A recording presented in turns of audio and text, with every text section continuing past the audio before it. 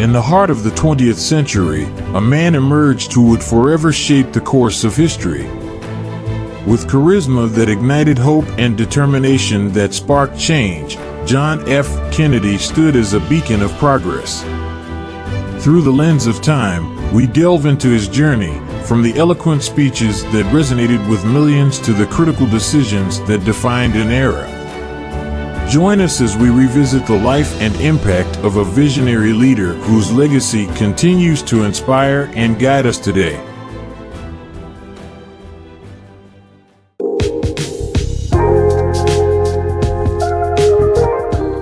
Early years and family background.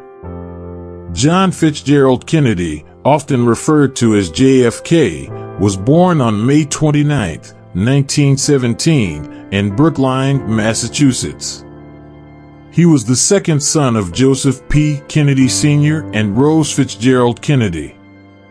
The Kennedy family was well known in American politics and business, with Joseph Sr. being a prominent businessman and later serving as the U.S. ambassador to the United Kingdom during Franklin D. Roosevelt's presidency. Education and military service. JFK attended various elite private schools throughout his youth, including Choate Rosemary Hall and Harvard University. He graduated from Harvard in 1940 and joined the U.S. Navy the following year. During World War II, he served as the commander of a patrol torpedo boat, PT-109, in the Pacific Theater.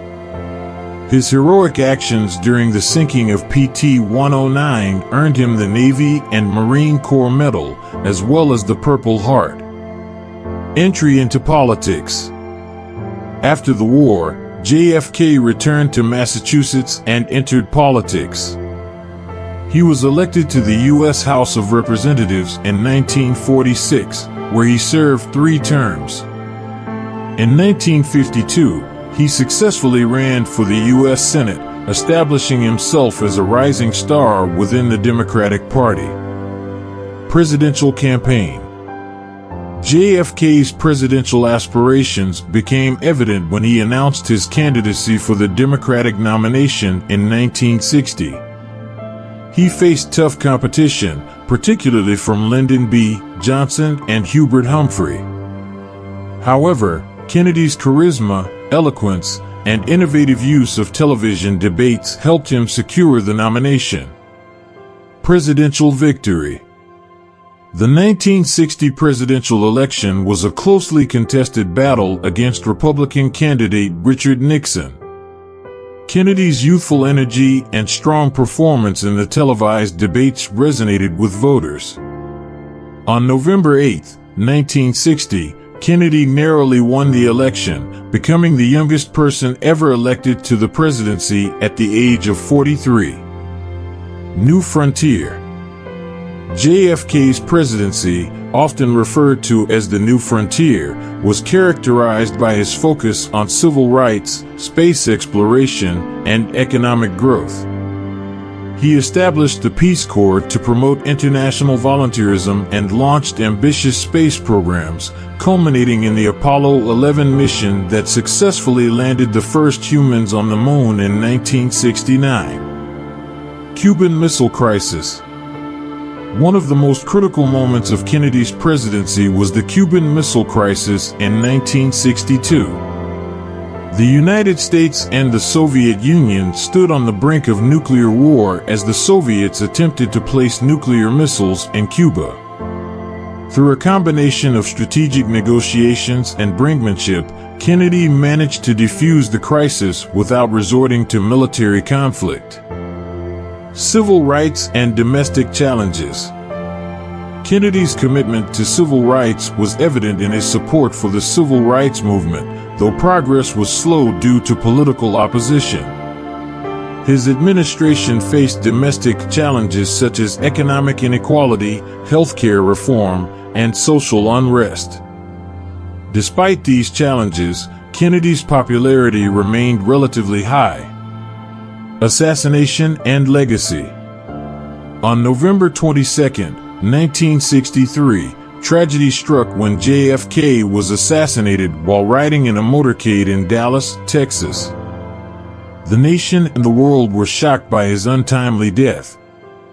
Kennedy's legacy endures through his inspiring speeches, his role in shaping the civil rights movement, and his influence on subsequent generations of leaders. JFK's legacy continues to shape American politics and culture. His family members, including his brother Robert F. Kennedy and his nephew Ted Kennedy, continued to champion causes that he believed in.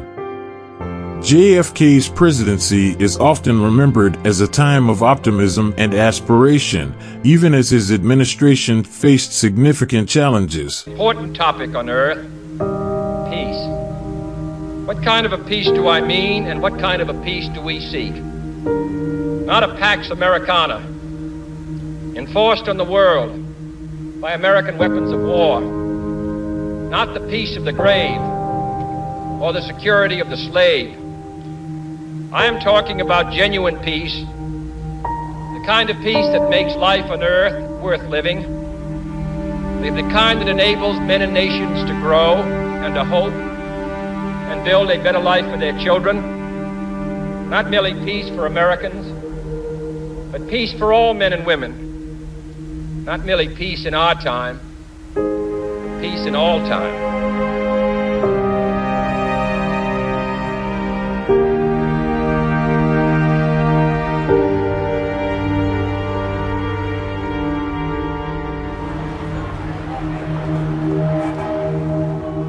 Straight, sleek look that it should have, and very often you'll find a zipper hidden in the arm.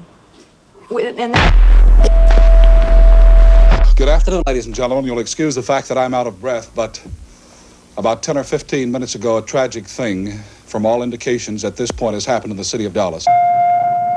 This is Walter Cronkite in our newsroom. Here's a piece of copy that was rushed to me and was torn off from the United Press. President Kennedy has been shot in Dallas. Along with Governor Connolly of Texas, they've been taken to Parkland Hospital there, where their condition is as yet unknown. And just now we've received reports here at Parkland that Governor Connolly was shot in the upper left chest, and the first unconfirmed reports say the president was hit in the head. That's an unconfirmed report that the president was hit in the head. Police began chasing an unknown gunman across some railroad tracks. Would you see if they need some coffee or something? These people are awfully shaken up. They were in the line of fire. The president's car was some 50 feet, so we heard the first shot, and then as the car got directly in front of us, well, a gunshot from the top of the hill hit the president's side of the temple. Where did the shots come from? The shots came from the hill. From the hill? Yes. Excuse me just a moment, John. There was just word from the hospital that they have dispatched a call for a neurosurgeon. All we can do now is pray for him, and it's about all we can do. The president's wife, Jackie Kennedy, was not hurt. She walked into the hospital. A priest has been ordered. Emergency supplies of blood also being rushed to the hospital. Just a moment. We have a bulletin coming in. We now switch you directly to Parkland Hospital and KBOX News Director Bill Hampton. Two priests who were with President Kennedy say he is dead. Just two priests announced it. Yes. But it's not the truth, is it?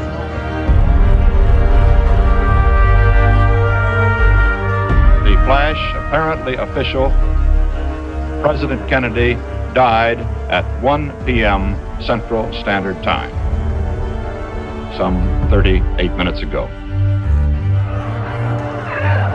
Well, I just can't see why anybody would want to shoot Mr. Kennedy for all the things he's done for us and tried to keep us from getting into war and everything. It's a simple matter, Tom, of a bullet